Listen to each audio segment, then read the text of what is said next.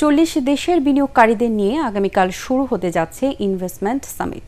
বাংলাদেশ সম্পর্কে বিশ্বে যে নেতিবাচক ধারণা রয়েছে তা পরিবর্তন করা এই সামিটের মূল লক্ষ্য হবে বলে জানিয়েছেন বিডার নির্বাহী চেয়ারম্যান চৌধুরী আশিক মাহমুদ।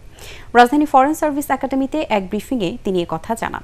বলেন, গণ অভ্যুত্থানের পরের নতুন বাংলাদেশ এবং 2035 সালের বাংলাদেশের সম্ভাব্য চিত্র বিনিয়োগকারীদের কাছে তুলে ধরা হবে। তিনি আরও জানান, বড় বড় উদ্যোক্তাদের সাথে প্রধান উপদেষ্টা ব্যক্তিগতভাবে বৈঠক করবেন।